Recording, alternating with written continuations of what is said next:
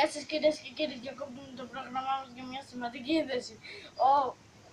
Ο πρόεδρος του κόμματος Ανασυνταγμός μιλάει στη Βουλή live. Πάμε να ακούσουμε τι είπε.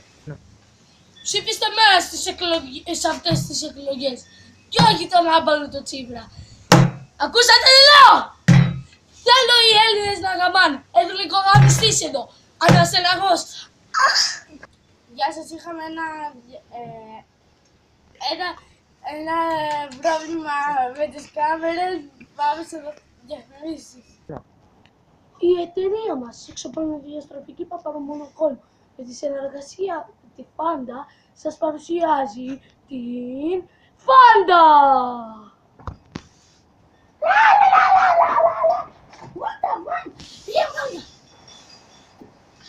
Έχεις εξωπλοδιαστροφική γέμιση. Wow! Απολαύστε την κι εσείς τώρα! Μόνο με 9,99 στην πόρτα σας! Και τώρα στα αθλητικά. Καλησπέρα κυρίες και κύριοι. Στα αθλητικά είμαστε αυτή τη στιγμή. Πάμε να δούμε, η ομάδα της Άμπαλη επικράτησε της ομάδας Γιόλο στο Τέγκμπολ με 3-0. Πάμε να δούμε τι έγινε στα επεισόδια.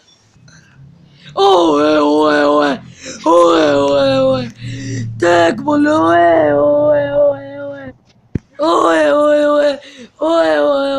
Τέγκμπολ,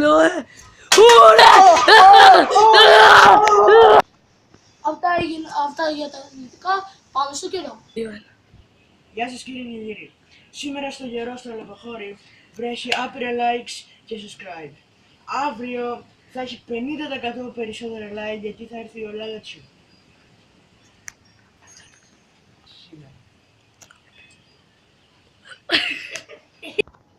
Αυτές ήταν οι ειδήσεις από τον Γιώργο Μάρα, από τον Νικόλα Μάρα και από το Κάμερα Βάκ.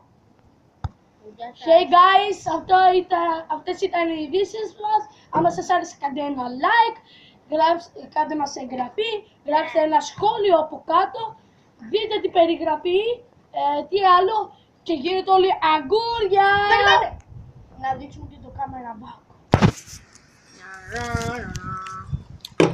Αυτός είναι ο Κάμερα Βάκ που πρωταγωνίστησε στο καιρό και στους πανηγυρισμούς που δεν φαίνεται. Να τους Κάμερα Βάκ, τώρα φαίνεται καλά.